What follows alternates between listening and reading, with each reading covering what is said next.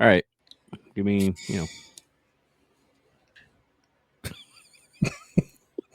I'm not wheezing this week. Settle in and listen to our mixtape and now the music vanishes. Enjoy your butt-up sandwiches. So guess who's back? Back again. I swear I don't like sit and plan these things. They just sort of happen now. It's not like people probably think I'm sitting at home going, how can I open today's show? I don't know. I just do it. Hey guys, welcome back to the mixtape. I'm Jason Emmett. I'm Casey Masterpiece. And I'm Twisted Kid Matt. Love that you saluted with your coffee mug there, Casey. You're like, I'm Casey Masterpiece. Hey. Everybody, you guys both have coffee. I have a Barks Red Cream. No, it's empty. I just haven't taken it to the kitchen yet. I don't like I'm not a coffee guy.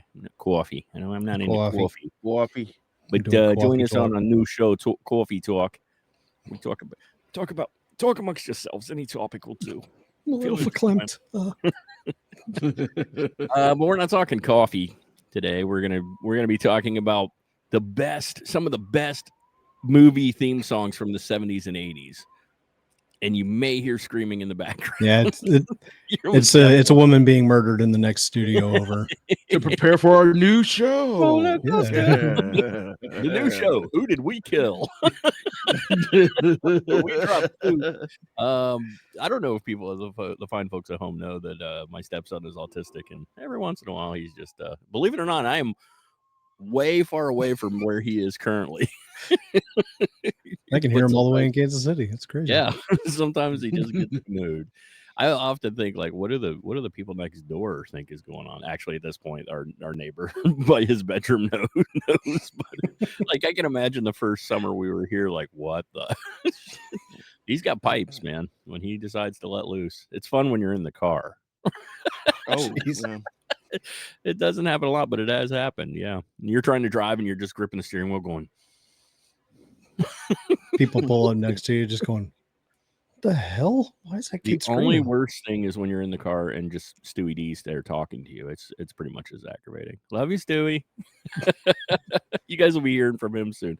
Hopefully, we can get Spank Dog and I'm hoping Noah. So, if for those of you who've been with the show for a really long time, you'll recall Noah, and you'll recall Noah Body, and he's a young dude on the show. He's I guess 20 or 21 now. I think he just turned 21 a couple weeks ago.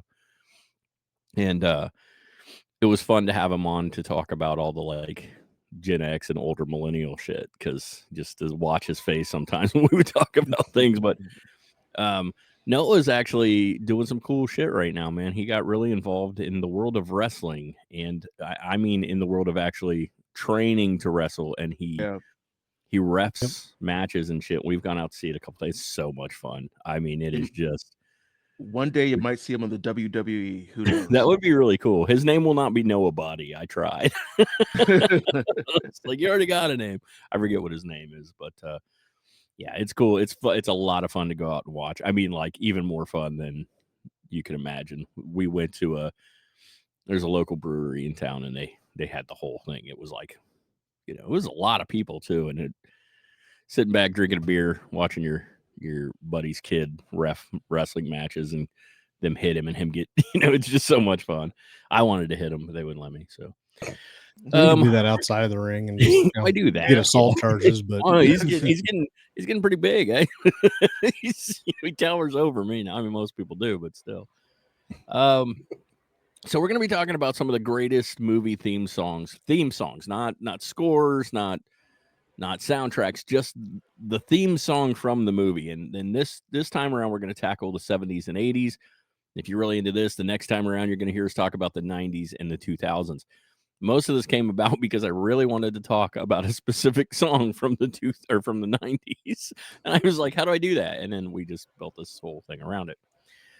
Some of the songs, entire episodes can be built around one topic sometimes. It happens just so like we've got to talk about Love Roller Coaster.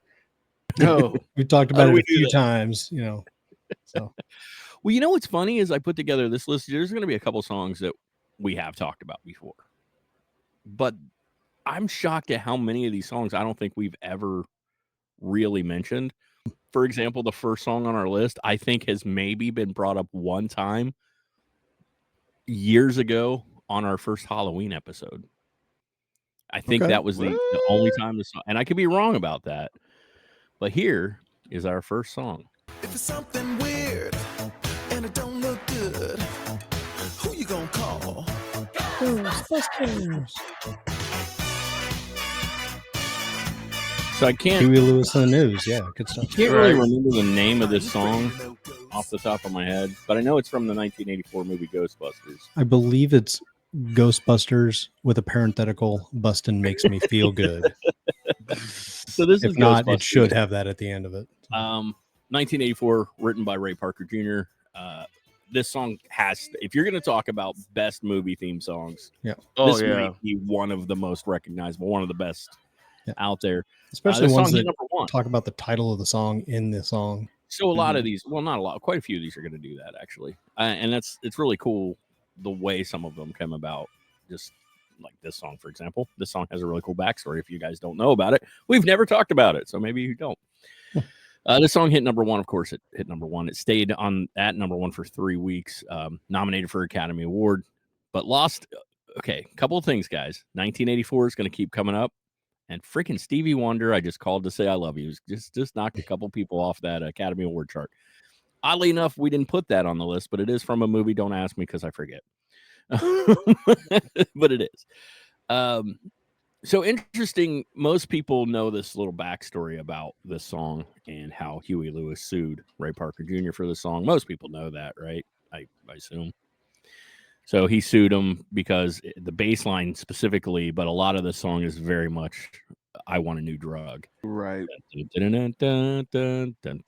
like it's the song. Yeah, just kind of play them back to back. So they settled out of court. It's like Nickelback. What? If you play both of those songs back to back, you can see how similar they are. But also, there's a couple Nickelback songs you can do the exact same thing with, and they're literally the identical songs. We talked about it before.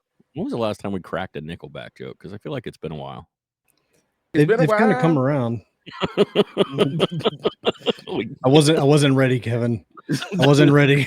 It's been a while. So anyway, I knew that this song had been that he'd sued for the song. I knew they settled out of court. What I didn't know was that in 2001, Ray Parker sued Huey Lewis for breaching the confidentiality agreement because Huey Lewis was on an episode of VH1's Behind the Music and started talking about the fact that he had ripped off the song, which I guess they agreed that he would no longer do. So he got some money right back for it. And now they're the best of friends. Yeah. I wonder. They're on tour. That'd be great. So a little bit about the writing of the song. This is pretty cool. So Ray Parker was asked to write the song, but he was given like no time. He had like days to do it, and he couldn't really figure out how to fit the title into a song that made any kind of sense whatsoever. And I guess he's like watching TV late one night, and remember those, like, especially in the 80s, those cheesy commercials that would come on the real low budget. Yeah. So he sees some of those and he's like, what if I wrote Ghostbusters as if it was an advertisement jingle and instead of like an actual song? And he did. And it worked. And if you recall, the video kind of plays into that a lot. It's like the music video is done like a cheesy TV commercial. It's a lot of fun. So Lindsey Buckingham was approached to write a song first, and he turned it down. He said, I don't know, man. I just did Holiday Road for vacation, which could have made this list today, by the way. And he said, I don't really want to end up being the soundtrack guy because God knows there was only one soundtrack guy. Oddly enough, he's not really on this list today. I fully expected a little bit of Kenny Loggins. All Kenny Loggins, one Kenny Loggins song on our list today. There could have been a ton. There could have been a ton. Yeah. We didn't go that route. Kenny Loggins has made a great career as writing soundtrack songs, but also originals. Like he was, Loggins and Messina, and then Kenny Loggins stuff was it was all over the place. But Lindsey Buckingham said no. So that Glenn Hughes and Pat Thrall. So these guys were from the band Deep Purple. If you guys know the band Deep Purple. Oh yeah. They recorded an actual demo of a song for the movie. They actually recorded a demo for a song for Ghostbusters It's called And Ectoplasm on the Water. this is actually Slimer in the Sky. So they record a demo and they give it to the studio, and for whatever reason the studio decided to pass on it, and then they ended up going with Ray Parker Jr. But here's what's really cool: the demo that they wrote, they rewrote in 1987. Only changed the lyrics, and it's a song called "Dance or Die," which was used in the film Dragnet, which also starred Dan Aykroyd. So it all just comes around. It's all just cyclical, my friends. All cyclical. So this theme song alone was estimated to have helped propel the box office of the movie, and they guesstimate it helped generate another $20 million for the movie, just once the theme song was released. Damn. It was. I loved it. I remember as a kid just thinking the song was like the best. And look, I don't want to project ahead, but it's not on the list because it would have been summer of '89. But I will say the theme song for Ghostbusters 2 is pretty awesome too. And I guess we're gonna have to take it. Bobby Brown. It was a good song. So the next song on our list is it kind of if you're going to be talking about 80s theme songs, this one has to be on there. But we have talked about this one on the show a number of times, so I'm not going to get too in depth. But here's our next song. Baby, don't you forget about me.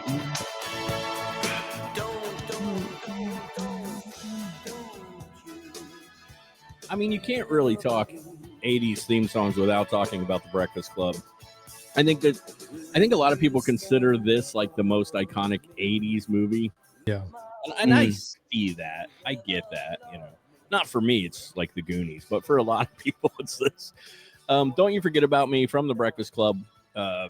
Simple Minds ended up recording it after Brian Ferry and Billy Idol both declined. I really want to hear those versions of this. I can hear Billy Idol singing the song. Yeah, I can too. It feels like a Billy Idol song, sort of. Mm-hmm. Simple Minds was offered it first. They were offered this song before anybody else, but they turned it down. They really were kind of like, we are trying to expand and we don't really know if we want to do somebody else's material so much as we want to keep doing our own material. As we've mentioned on the show before,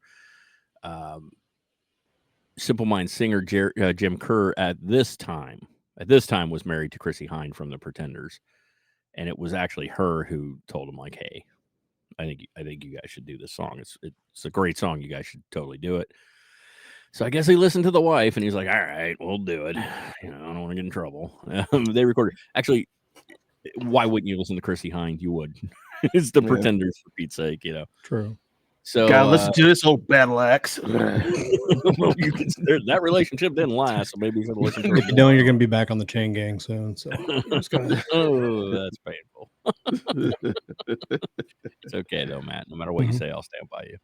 So the hey hey hey's and the hey hey hey and the la la la la la, those were placeholders.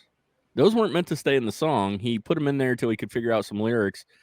But I guess the songwriter Keith Forsey, he heard it and he's like, I think it kind of works. I think you should leave it in there. So it did, and I think it's a smart move. It kind of became iconic in the song. Yeah. In a 2016 interview, guitarist Charlie Burchill said, "When I listen to it now, it's obviously a brilliant, well-crafted pop song. I'm embarrassed we discussed it or dissed it so much. This song hit #1 on Billboard Hot 100 in May '85 and ended up being Simple Minds' only U.S. #1 hit. U.S. Keep that in mind. So, but it ended up being a very smart move for them. Probably made them a lot of money. So, I think the moral of this story is listen to Chrissy Hynde. As always, if she gives you guys a piece of advice, I would recommend listening. So, yeah. Usually her thoughts are pretty special. Special. So special. Special. How long were you holding on to that? A little while. It was in the chamber. He's like, I'm gonna get one more in, motherfuckers. One more Pretenders reference there. Yeah. I love it. All right. I don't know. I'm sure we have talked about this next song on the show, but I don't think we've ever gotten in depth. I actually don't even know if we've ever gotten real in depth on the movie. but I don't know that we've ever really brought this song up. So here you go. Here's our next one. Hell yeah. I just see heads. Everybody's bobbing like, I'm riding on a luck dragon right now, chasing my childhood bullies down an alleyway and making them dive into a dumpster. Atreyu. Ooh, he's so fucking good. I love this. Yeah. I'm just gonna be straight honest with you guys. As a kid, I didn't know this was a dude. I definitely didn't know it was Lamal from Kajagugu. And as soon as I heard that, like, I mean, it's been 20 plus years now, but I was like, oh, I guess it is. he's too shy. I mean, it clearly is Hush, him, hush. right? Eye to eye. Eye to eye. Another great song.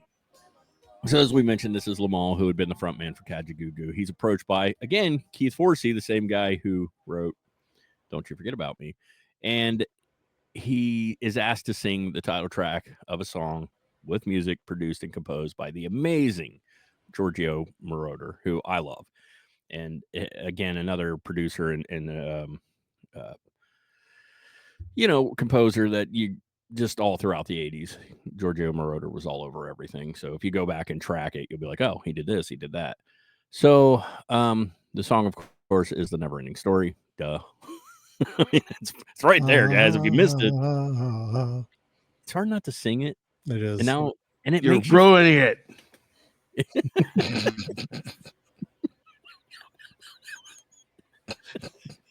It makes you feel good. This song makes you happy. And it definitely, being a Gen Xer or an older millennial, it's like you're like instant grin in childhood. Like, Yeah. even with the Swamp of Sadness, I'm happy about this song. Yeah. What real quick before I give you a little tiny bit of backstory, how do you guys feel about them remaking or redoing a Never Ending Story movie? I'm okay with it. So the fact I that like they this. did sequels that didn't do so hot kind of means maybe don't try to remake that. On the Movie Mix, I did a whole video about this. They are remaking it, and I actually support it. It's a British studio. The family from Michael Endes, the original writer. Anyway, they waited a long time. They've held on to this property for a long time, and they really wanted to make sure going into it that they had somebody they trusted. And he was never happy about the movie. The movie compared to the book is way they just cut so much out, and he wanted to see all these worlds explored. There's all these worlds they never touch on. So there's been rumor that it may be a mini series, which would be cool too. I think that would. Yeah. As long as you make it look good and you get the right actors and the right story and keep some version of the song in there, it has to be in there. If they don't do that, everybody's gonna be mad. So I'm kind of on board. I love the Got to book be the lot, version from Stranger Things that they use. So I mentioned that's in our notes actually. So because of Stranger Things, like Matt just said, this song made a huge comeback because that scene in Stranger Things is great and everybody loved it. And I remember getting a call from my sister going, oh my God, you watch Stranger Things? And I was like, yeah. She goes, how much did that remind me of you? I'm like, just singing Never Ending Story. I mean, I guess never with my cute girlfriend. That never happened. But we never did a duet. Forcibly singing it over the phone to her just to save the world. Yeah. Just so she could save the world. So the English version of this was recorded with Beth Anderson on backing vocals, but he also does a all French version. Ooh la la. He sings this whole thing in French with a different backing vocalist. This song made it to number 17 on the US chart, number 1 in a slew of countries like Sweden, Spain, Norway. Number 6 in Australia, number 4 in the UK, and yeah, just a big part of our childhood memories right there. Never Ending Story. What a great song. What a great movie. And I don't think we've ever really talked about the song or the movie on the show. I mean, we probably brought it up. But I honestly don't think we ever have, but yeah. No. I mean, it's a genuine classic. I mean, like even to this day, like I would have no problem when we're done recording, sitting down on the couch and watching it now. No. It's so good. Yeah. 100%. Like you're right. This is one of those movies. Like if it comes on, you're probably going to sit there and watch Like if it's on, Yeah. you're gonna be like from whatever spot it just started from. That's Yeah. where I'm just gonna watch this to the end. It'll definitely make you late to something if you were on your way there. Oh, and like, sorry, I was late. I was watching Neverending Story, guys. Like, Matt is also correct that the sequels. Most people didn't even know there was a third one. Jack Black. What theme song actually came from the third one? It's "Kiss from a Rose." Baby. One of my favorite songs of all time. We might be talking about it in the next episode. What? What'd you say? We might be talking about it in the next episode. Oh, that'd be really cool if we did.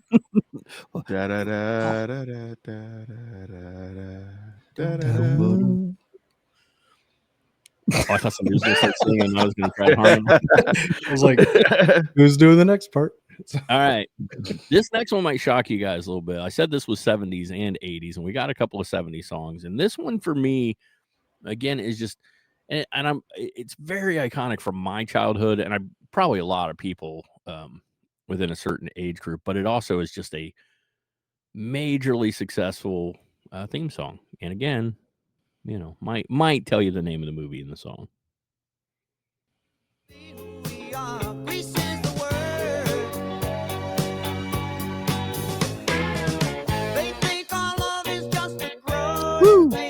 I have questions for you guys. Obviously, you know what the song is, right?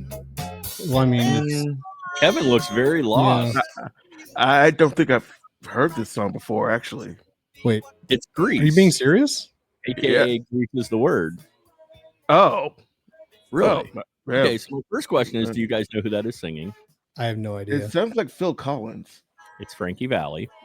Oh, all right. Which makes sense for the movie. And then my next question, which obviously the answer is going to be no. Do you guys listen? Can you guess who wrote this? It sounds like the Bee Gees. Yes. Is it really? Of course it is. The Bee Gees wrote so many songs that people just don't know that they wrote. They did that song Islands from in the Shrek. Stream. Islands in the Stream was written by the Bee Gees. They've performed a version of it live. They've performed a version of this live as well. So 1978 from the movie Grease, performed by Frankie Valli. Like I said, I was kind of shocked when I found out, but Barry Gibb wrote this song. And then when you hear it, you're like, of course he did. Like, it sounds like a Barry Gibb song. It sounds like a Bee Gees song. This song sold over 1 million copies, but it gets even cooler because I didn't know this either. Peter Frampton is playing guitar in that song, and he provides backing vocals in the song. So they have that tube in his mouth. I was going to say, yeah, with the vocoder thing. There's this really weird part in the middle of the song where box. it's like, Grease is the wow. And you're like, what is this? Doesn't make sense. Grease is the world. Wow, wow, wow, wow. You know, I always wanted, Peter Frampton and Zap from Zap and Roger to do like a It would have duet. been so cool. That'd be cool as hell. What happened, right? Is Zap still alive? No. Yeah, he I thought passed one of them was away. still alive. Peter Frampton is, but I think he's Peter very Frampton. sick. I meant from Zapp and Rogers. I thought one of the two was still alive. Are they both gone? Well, Yeah, Zap I was don't. like the name of the group, but I'm sorry, Zapp and Roger from Roger. Zap and Roger. Oh God, Roger Troutman. Larry he passed Troutman. away. I thought God. there were two dudes though, right? That primarily made up Zapp and Roger. I thought. Now listen, man, I'm Holy oh my God. I looked up like how they died. I think one was murdered. It was a murder-suicide oh my executed god. by Larry. Oh my god. The band disbanded in 1999 after Roger and Larry Troutman died in an apparent murder-suicide executed by Larry. So the answer is no, neither of them are alive. No. Yeah.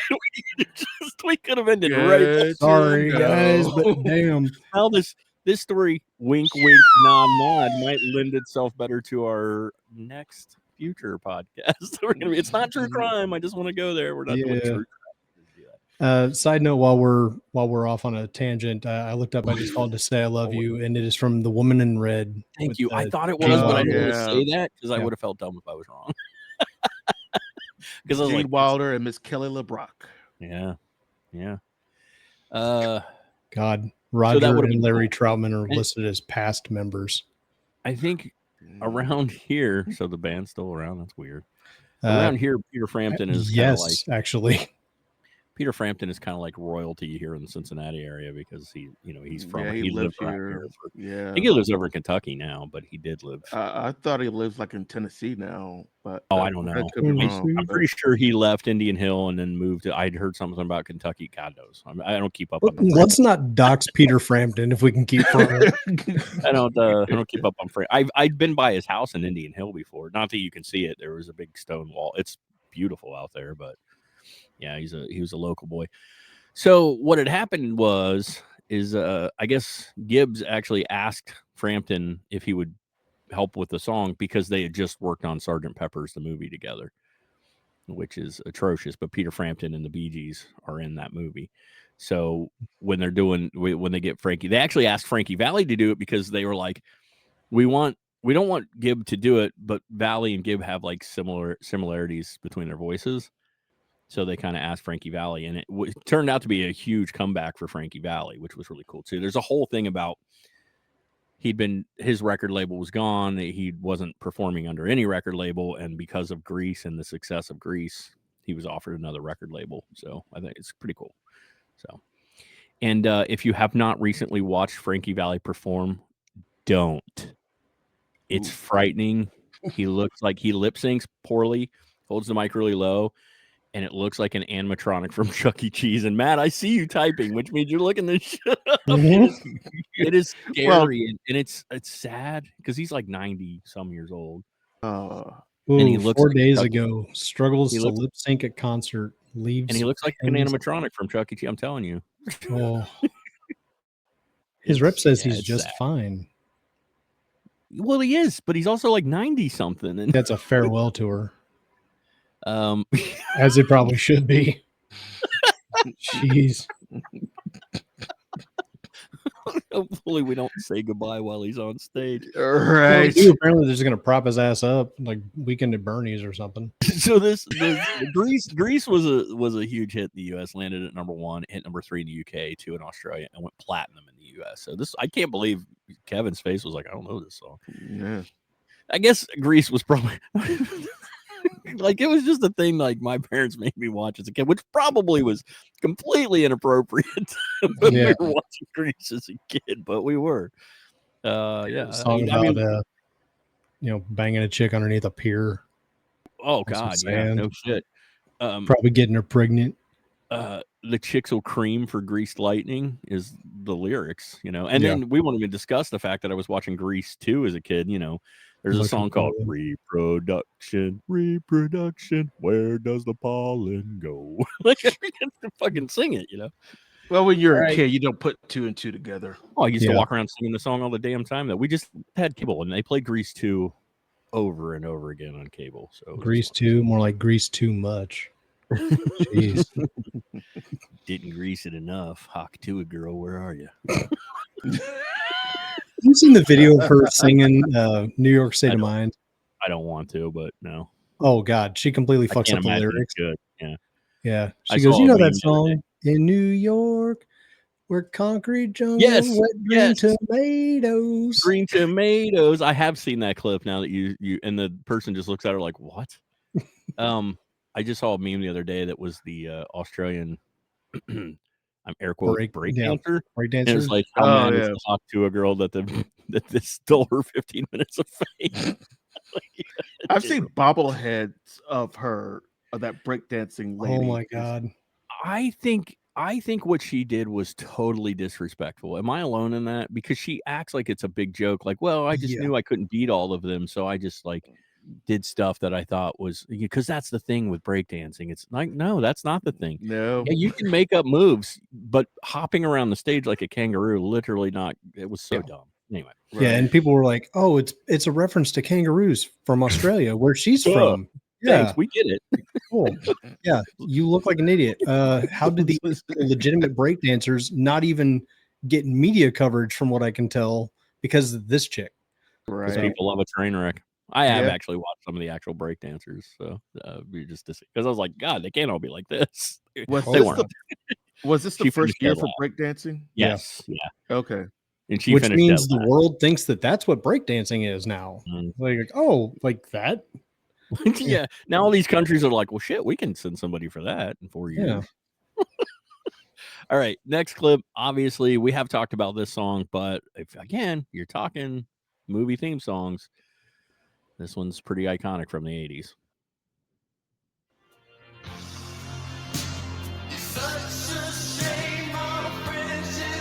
Never heard it. Shut up, man. What is this Purple Rain you speak of? Is it like Chocolate Rain? Remember that? Chocolate Rain. That was the original lyrics, Yeah. and people were like, "Chocolate Rain, a little too risque, Prince." I only want to see you standing. But what if I make it purple? Rain? So not gonna lie, that's what song pops into my head every time I hear Purple Rain is Chocolate Rain. Talk about the brown note. Once again, we're going to go to 1984 for this one. And obviously, I'll listen to him tear that up. God, that's so good. Prince and the Revolution. This is, of course, the title track from the album and the title track from the movie Purple Rain. Reached number 2 on the U.S. Billboard Hot 100 and stayed there for 2 weeks. And it was kept off that chart by a little band called Wham. It never made it to number 1 because of Wake Me Up Before You Go Go. That was catchy. Was certified gold. And after his death in 2016, this actually hit the charts once again, this time landing at number 4. So I want to know if Kevin knew this, because Kevin is a big Prince fan. Mm-hmm. Did you know that he wrote this song to be a collaboration with Stevie Nicks, and originally it was more of a country song? I did not. Believe it or not, I did not know that. So he wrote it as a country song, and he wanted to collab with Stevie Nicks, and he sends it to her, and she says she receives this 10-minute instrumental and a request to write lyrics. And this is her quote: "I listened to it and I got scared. I called him back and said, I can't do it. I wish I could. It's just too much for me." So she got really intimidated by Prince sending her music and saying, "Write some lyrics." And she's like, "No, make it a country song."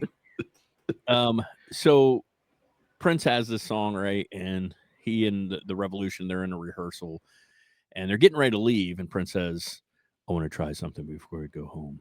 It's mellow." So he starts playing the song, and I guess Wendy starts messing around with it a little bit and trying some different chords and stuff on the guitar. And she ends up dropping the whole country vibe and just starts doing this other thing. And of course, remember, they were about to go home. 6 hours later, they had Purple Rain. And a lot of it is attributed to Wendy. How do you say her name? Melvoin? Melvoin, yeah. Melvoin. So a lot of it's attributed to her that it went. I don't know that name from something else. She's, I think, recorded some soundtracks for a lot of movies, like back in the 90s, and TV shows as well. Okay. She was part of the revolution, man. Yeah. She revolutionized the world. You know, Prince and the Revolution and the MPG, for that matter, had like an insane work schedule. Yeah, I mean, they would be in the recording studio, do a concert, then sleep on the bus heading to another venue, and then repeat the whole process over again. Something that insane. He's kind of like there are some vibes that, like, I know it's going to sound weird, but when you start thinking about it, I get these similar vibes between like him and David Byrne, like their work ethic and the way they're artists, and that's what they see. They only see the art in it, and they'll get lost in what they're doing. Mm-hmm. Like they'll get so hyper focused on what they're doing that I think the rest of the world kind of gets closed out to them. So right. So I know there's been a lot of question as to what this song means and what this song is about. And thankfully, Prince told us what the song was about. Ready? When there's a blood in the sky, red and blue equal purple. Purple rain pertains to the end of the world and being with the one you love and letting your faith, God, guide you through the purple rain. So thank God he explained it to us, and now we know what Oh, that makes total sense. Yeah, I'm glad. Thanks, Prince. Thanks, man. Blood in the sky and rain. I have one question for you guys before we close out this song. Do you guys remember how the awesome Prince called forth rain while singing this song at the Super Bowl? Oh, yeah. That he legit called rain from the heavens. He's like, he pointed, he said, purple, and it just poured down. Like that was really cool. Like, what are the that? chances? That is showmanship right there. Was We it always- actually rain or like a rain machine? No, it was real No, rain. it was actual rain. When he was Look in, it up on when they were- YouTube. when they were performing, it was Okay, like that's- his last song of the set too. I think they were getting ready to close out the whole set. He started singing Purple Rain, and it started to rain. Yeah, it's That's pretty insane. cool. Super Bowl like 60. It was- 2007. Yeah. Yeah. But I It's highly crazy. recommend listening to Dolly Parton's version of Oh, Purple it's so Rain. good, It's- isn't it? Dude, yes. It's pretty We listened damn to good. I it. actually We think listened it's to it better. on here, actually. Yeah, That album is great. That it is a great the album. Dolly Parton released an album earlier this year, and it's almost all like duets and Yeah. collaborations. Some very unexpected ones on there too. Yeah, like Vanilla Ice. Remember when she stopped and she collaborated? And You didn't listen? Hmm. There's no Vanilla Ice. No, I was hoping for a second. I was like, wait, is that like a bonus track I didn't catch? But I was specifically say that referencing Rob Halford. Baby. Baby. Weird. We'll get to it in a second. We got another song. This next song is the one from Mr. Soundtrack himself. But again, you can't. We have talked about this song, but you can't really talk about 80s soundtracks without, or 80s theme songs without this. Trying to tell you in a way you don't even try. You can lie if you don't lose. Kick off the Sunday shoes. We could talk about this again in the 2000s with that shitty ass remake of a movie I don't even care about. Anyway, I'm not a big Footloose fan. I love the soundtrack. Love the soundtrack. Yeah. We He really we likes have Nancy Dancing in Williams Barns, on there, though. man. Let's hear it for the boy. I mean, it's a great soundtrack. Of course, Footloose by Kenny Loggins. Like I said, the undisputed movie theme song king, in my opinion. Like, who does better stuff than him? There's some people out there now, but I don't know if anybody's hit as many as him. He did I'm All Right in Caddyshack. I mean, great song. Could have been talked about on this list. Danger Zone. Danger Zone and Top Yet could have been talked about on this list. And of course, Footloose. Again, 1984. It's kind of like 1994. Maybe it's a 10-year thing. We need to check on 2004 and Yeah, what happened in 2014. 2004? Let's Yeah, check. like, we should go to in through at some point. 1974. 2024. Yeah, we need to. Well, 1994, Matt and I talk about how there's all these major movie soundtracks that were fantastic, and they all seem to land in 94, and a lot of these hit in 1984. We need to check those other fours and see what happened, if they're cool too. He had an additional track on the album, by the way. If you guys don't, you probably heard it. It's the Heaven Helps the Man. You probably heard it. Not by my version, but if you probably recognize it. Footloose was nominated for an Academy Award. Lost to Stevie Wonder in that damn I just called to say I'm going to kick everybody's ass at the Academy Awards. Which apparently Stevie did. Spent 3 weeks at With his number eyes one. closed. Wouldn't know the difference. Went number one in Australia, Canada, number 6 in the UK, and went platinum in the United States of America. And it's a catchy ass song. And again, made super popular in once again a couple years ago in the Umbrella Academy for the dance-off scene at the beginning. And I cannot recommend watching the Umbrella Academy. The first season was great. Second season was cool. What the fuck was that with the third season? And I can't even bring myself to watch the final season because I've heard really bad stuff, and then it just leaves you hanging, and they don't bother. They knew it was going to be the final season. Yeah. They just don't bother to explain anything. By the way, But there's a great cover of Hazy Shade of Winter from that series as well. From Umbrella Academy. Yep. So is it a cover of a cover? Yep. And it's done by Gerard Way and Ray Taro, I think, from My Chemical Romance. I will check that out. It's really good. I like it. Just Hazy Shade of Winter, also from a movie, Lesson Zero. Simon and Garfunkel did it originally, then the Bangles remade it for Lesson Zero. I love their cover. Ass. Their version is so good. It is. They took a verse out, which I was kind of. I wish they would have left it in, so I'd have got the longer version of theirs, because I love their cover. I agree with you. It's amazing. Lesson Zero is such a depressing ass movie. Isn't it about like heroin or something? Yeah, and we get to watch Robert Downey Jr. die of an overdose, and it's really Is that the one about Alf? Alf? Yeah, there's something about like the creator Did of Alf Alf. make a cameo? No, the creator of Alf is about, or like, there's a movie about the creator of Alf, and I believe. No, Lesson Zero is not a true story. What am I And thinking it's, of? I don't know, but it's way depressing. Googling Very- Alf and heroin. Let's see And what again, I happens. went and saw that movie as a kid. There's a I went to the result. theater. Yeah. I went to the theater and saw everything. We were latchkey kids, but we were also babysat by the movies. We'd get dropped off at the Dollar Theater and see like 2 movies sometimes. Yeah. Apparently, that's sort of like a Gen X, elder millennial sort of thing. Mm-hmm. It's being left out into the wild. I played it on open sewer. I'm thinking of Permanent Midnight. Never even heard of it. Oh, it's got Ben Yeah, Stiller dude. in it. I think I'm going to bet everybody sitting here and probably most of the people listening at home that are within our age group probably went inside sewers that we shouldn't have went into. Dude, I And played this the is sewers during all my the summer time. camp. You'd come running out and you'd be like, how far did you make it? I made it to the second turn. Can anybody beat it? And one day little Billy goes in and doesn't come out. Guess he beat it. He was eaten by a clown. They were probably a Right. clown. Yeah, most definitely was a clown. Mhm. I mean, 1985 or 86 was when that book came out. And once I read that, I was like, I'm not going in a sewer ever again. No. Sewer workers everywhere were like calling Stephen King, like, what the fuck, Steve? Now I can't go to work. So we talked about her. And she deserves some credit.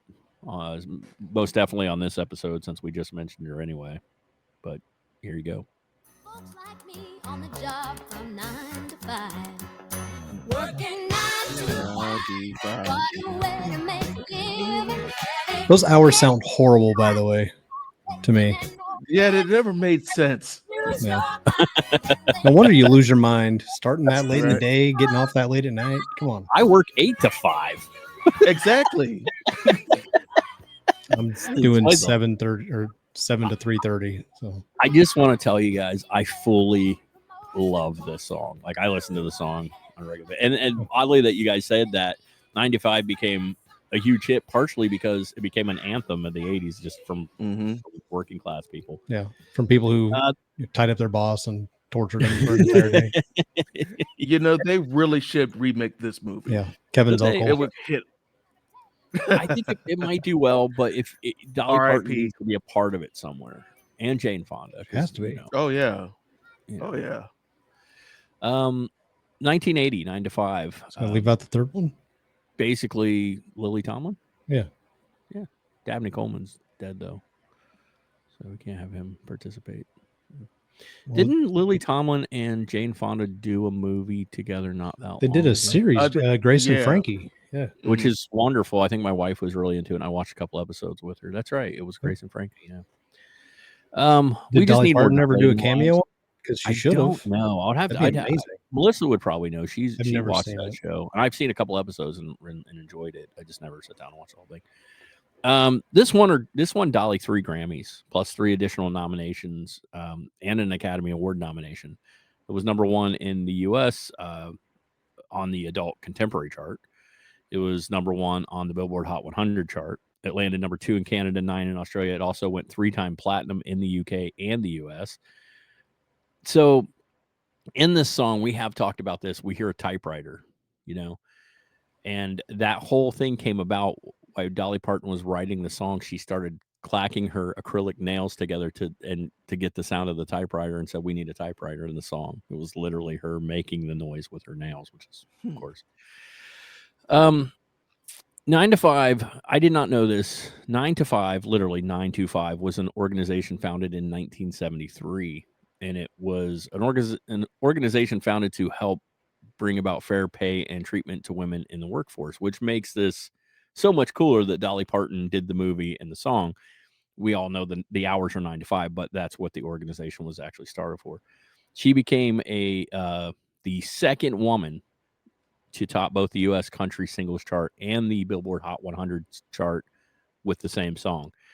The first being 1968 Harper Valley's PTA by Jeannie C. Riley. which Dolly Parton then went on to cover on her 1969 album In the Good Old Days When Times Were Bad.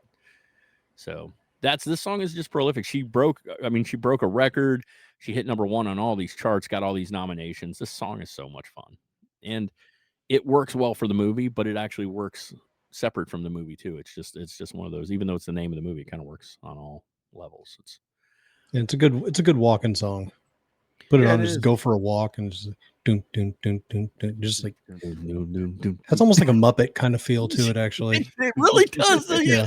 You said that. You can now see Kermit like walking down the street. Moving right along. Hey guys. No. Hey. I want to take the lyrics to Moving Right Along and put it over 9 to 5 and see how well it works. Right along. I got to try to remember Moving Right Along. Footloose and fancy free. By the way, check out the Green album if you've never seen it. The Green album? All right. It's an all Muppet cover album. That's it's cool. Songs from the Muppets and I think Sesame Street and everything. Anything Muppet related. Bands like Alkaline Trio did Moving Right Along on it. And I feel like Weezer had a part of it as well. Is this a cut point? No, I have a question. Legitimate question, because one of my favorite songs in the world, like legitimately, is I'm Going to Go Back There Someday. Did anybody do a cover of it on it? Let's find out. It's a Gonzo song, and I literally have the Gonzo version, like Gonzo singing that song on a playlist right now because it's such a good song. And I'm like, did anybody cover it? It's from the Muppet movie. It's called Muppets the Green album. OK Go did the Muppet theme song, Muppet Show theme song. Haley Williams did Rainbow Connection. I'm Going to Go Back There Someday is on there by Rachel Yamagata. We'll check that out. I love that song. Amy Lee does Halfway Down. That song might choke me up a little bit because the lyrics are so like that's such a good song. Anyway. We have a couple more, so let's get into the next one. Again, this song, I don't think we've ever had a big discussion on this song. We've brought it up a couple of times, but in fact, I think we might have brought it up. Well, we brought up this band like last week, maybe. So here you go. Or one version.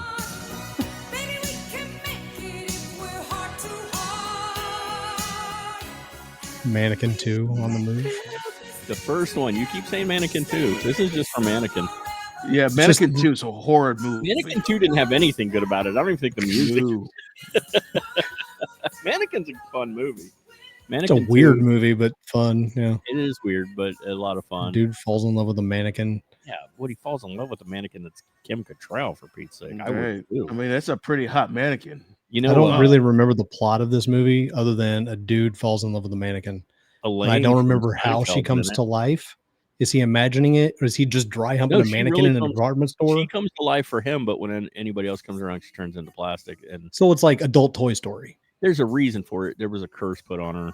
Kinda, yeah. And you got the guy from Police Academy giving him shit. You know, it's just it. Oh, and Estelle Getty's. I was waiting. Yeah. I was going to say Estelle Getty, and she's great in it. And Elaine from Seinfeld is in it too. Oh yeah, that's right. What the fuck was the 80s? God damn. Great. A cocaine fever dream.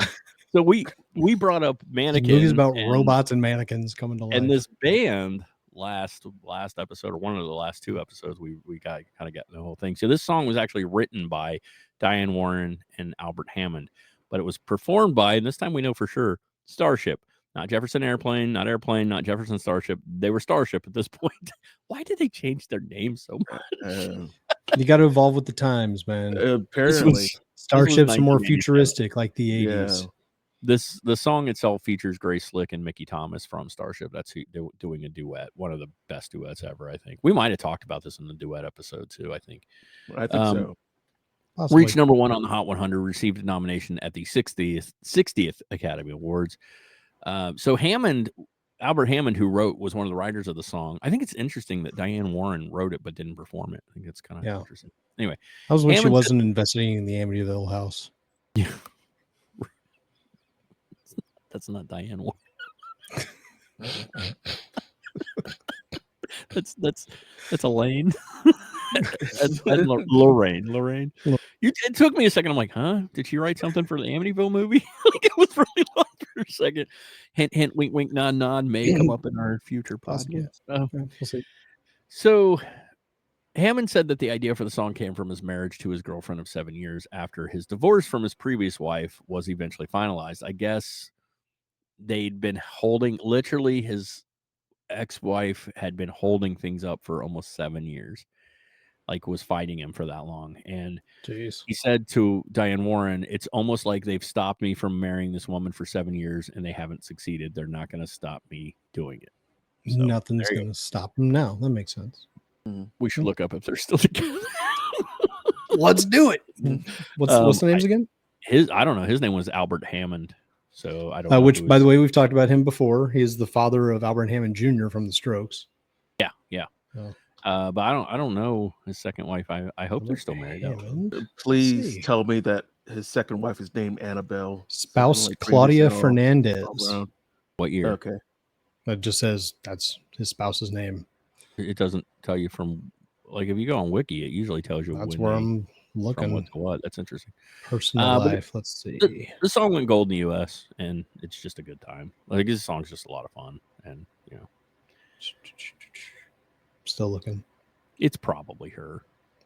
They were together for 7 years before they could get Argentinian Claudia Fernandez in 1979. And it doesn't say that they're divorced, so nothing did stop him. That makes sense. Yeah, 1970. That's cool. I'm happy. I'm happy to hear that. Good job. Makes my heart happy because the song makes my heart happy. Yeah. And they can build that thing together, and that's good to know. Yeah. All right, it last forever. Let's hear from a word from our sponsors real quick. Head over to bustedtees.com. Find all your geeky apparel, t-shirts, hats, stickers, socks, whatever, with cool game and movie and TV inspired stuff on it. I promise you're going to like this stuff. And at checkout, if you use my code Jason25945, you're going to get 20% off. That's bustedtees.com, promotional code Jason25945.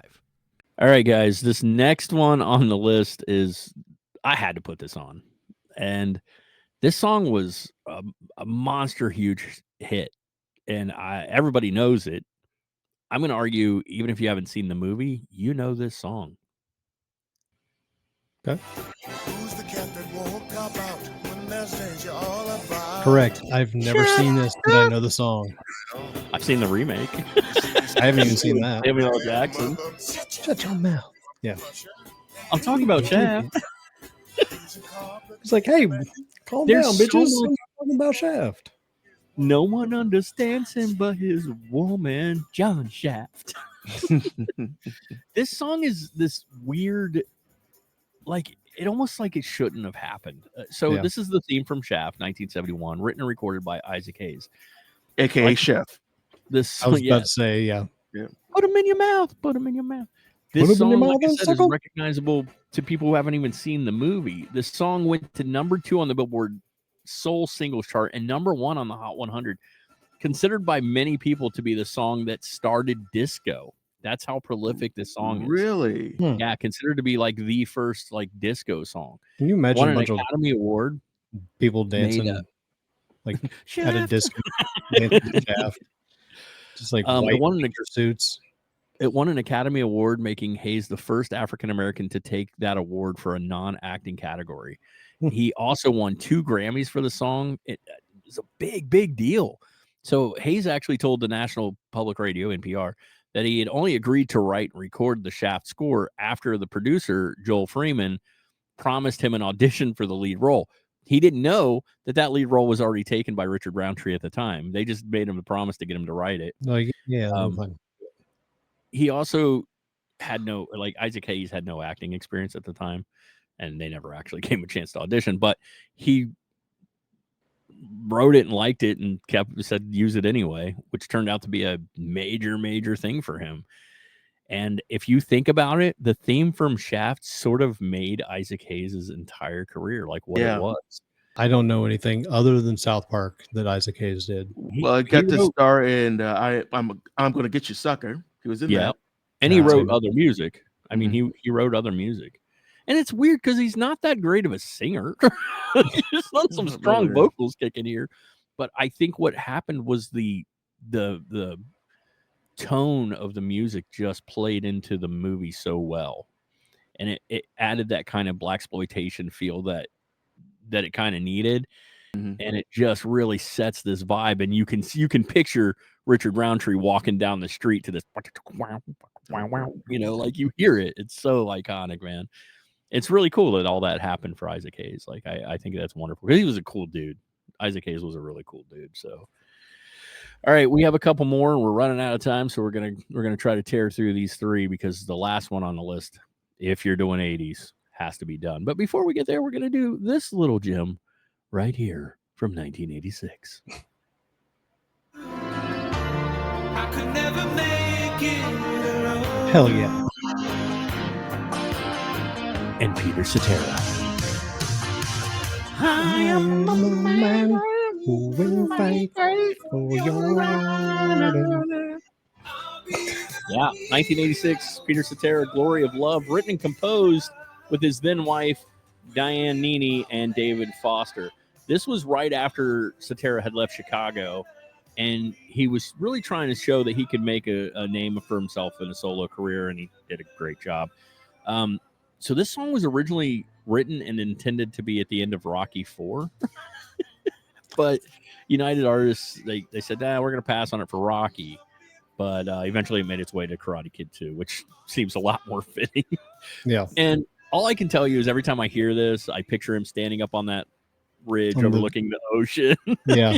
Standing on the little pylon doing crane kicks. And getting those superimposed silhouette shots of him singing in the back. So, number one on the Billboard Hot 100, earned nominations for Academy Award and Golden Globe for Best Original Song. It was also nominated for a Grammy in 1987 for Best Pop Vocal Performance by a Male. Yeah, it's a great song. Like it's so corny and so 80s. Wasn't Cruel Summer by Bananarama in the first That film? was the first one, yeah. That's what I thought. Okay. Cruel song. God, I really want to watch most of the Karate Kid series again. Yeah, that's not fair. all of it. Not all of them. Yeah, not all of them. The first two specifically are pretty good. I like the one where he's in Japan. Is that 2?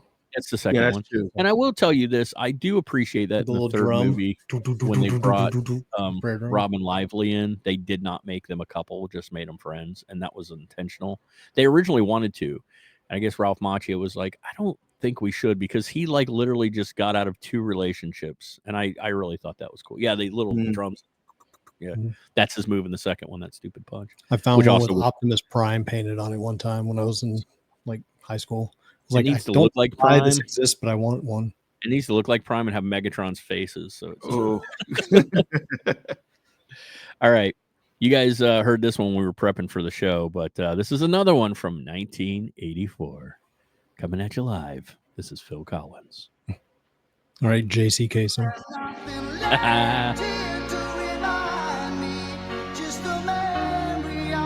This is from a movie song. What? I didn't know this was from a movie.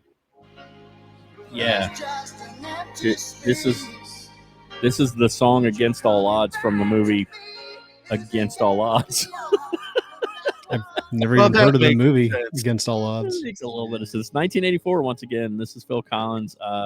This song is just powerful. It has some deep-ass lyrics, man. This song will hit you.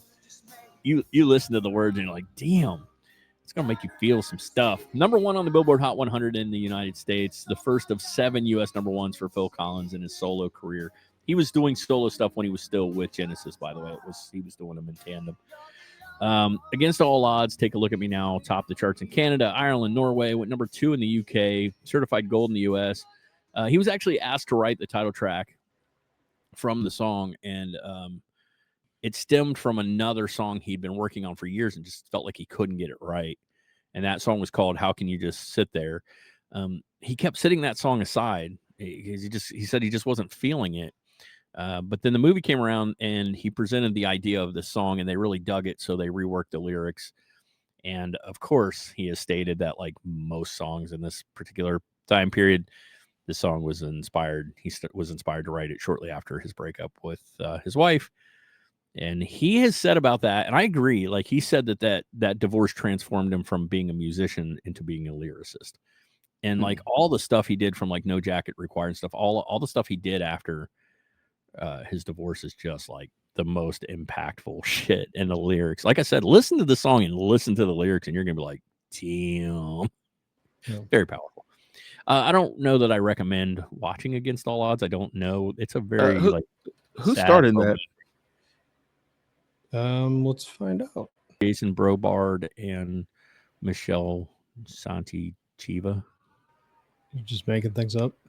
Yeah, because I would have never watched this movie as a kid. I actually know, and I cannot think. 2 seconds. We've got Jeff Bridges. It's Jeff Bridges, I believe. Rachel Ward, James Woods. James Woods, I think. Fuck him. The dad from Webster. Oh, right. Papadopoulos? Alex Karras. Yeah. Mungo. I'll be damned. Yeah. Mungo like it. So there's a cover of this song, since I love my covers, I got to tell you, from the 2004 film Wicker Park, done by the Postal Service. That's a pretty fun version of that song too. It's a good song, man. Yeah, it's a really good song. I have to check that out as well. Yeah. So we got one more song to talk about, but I know I've said that I think that I think they should remake The Toy today and make it even more like, I think that there are ways to make it very socially accurate, and you need Kevin Hart in it. I think Kevin Hart would be good in the remake of Blazing Saddles too. Maybe not. Maybe he's not serious enough. You got to have that kind of serious. Dave Chappelle, man. I think it'd be fun for Dave Chappelle. Old Chappelle. Chappelle would have been great. Yeah, but he doesn't really act that much. And the last thing I saw him in was he's already done Mel Brooks movies too, so that is true. True. That was like his first movie. No. I think so. I think it was. I think Con Air came after. Last thing I saw him, I've never seen Con Air. Yeah. Oh God, it's great. He's movie. great. That's the one with Nicolas Cage's hair. Though was A Star Is Born, the remake of A Star Is Born. He's great in that. Yeah. He is. All right, we got one more, and this arguably might be like the 80s theme song of all 80s theme songs, and kids today know it because of a certain TV show and a certain scene in that TV show. No, we're not talking about Stranger Things. Here you go.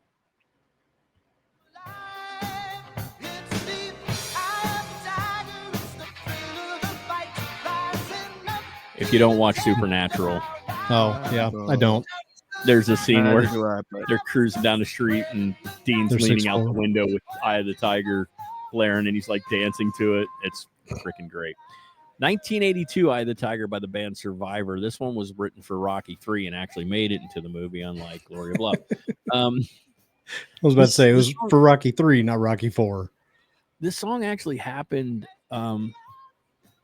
because Queen passed on the movie. So Sylvester Stallone asked Queen if they could use another one, Bites the Dust. And for whatever reason, Queen's like, no, we just don't think it fits. So Sly reaches out to Survivor and he asks if they could come up with a song.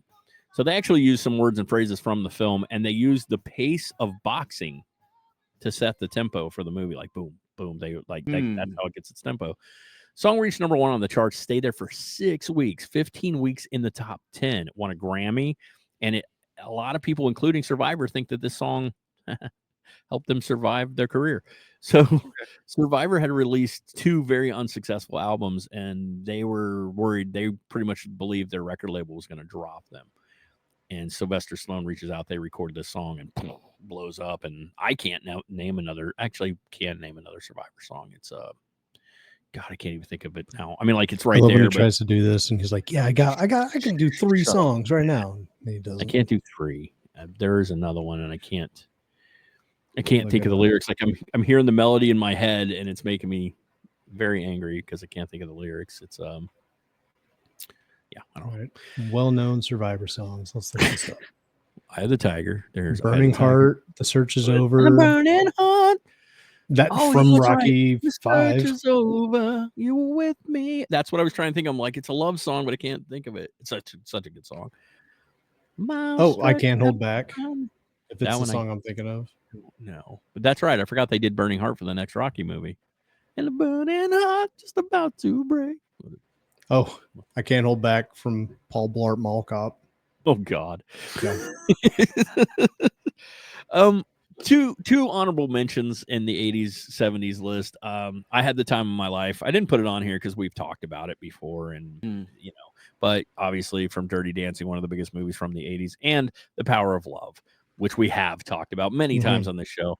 But I thought, you know, again, you're talking 80s theme songs. It's a very important one to mention. So that's our list of 70s and 80s movie theme songs. I apologize. I'm going to rush everybody out, but I am on a strict time limit today. Guys, more news is going to be coming out here very soon about the new podcast and what direction we're heading in that. We've been working on it behind the scenes, and it's looking really cool. Who knows There what might we be could some hints in the possibly be background. talking about? I don't know. It's like, I'm curious what everybody thinks. Hopefully you guys listen when it comes out or watch or whatever. It's going to be pretty cool. We've been working on it behind the scenes. So when we go to launch, it should be full-fledged, ready to go. And I'm excited. I think we're all getting a little excited. So be looking for that. Check out Alt Escape Radio. Matt has brought them up here before. They're a internet radio station that do alternative music, so check them out because they deserve some love. Oh yeah. Check out all our friends that do other podcasts. I'm not going to shout them out right now, but you can go over to our website and they are all listed on there. But we love all you guys. We will give more shout outs because time. But be back with us next time when we talk about 90s and 2000s theme songs from movies, because they need to be talked about as well. I actually was trying to pair this. This was only supposed to be theme songs for movies, and it was just too big. And I realized we needed to do two. And our last few episodes are going to be amazing. So stick around for all that. We love you guys. Please keep listening. Please follow us when we do the No Show. Please, please, please. We love you. And that's it, guys. Until next time, we have the opportunity to chat with you fine folks at home. Remember to always stay awesome. Stay awesome. God, I gave that a big gap, and y'all still. I think you guys just wait for me to talk and then go, yell it now. Thank you for watching the mixtape. Don't forget to like, comment, and subscribe. Click the bell icon for notifications when new videos come out. And remember to always stay awesome.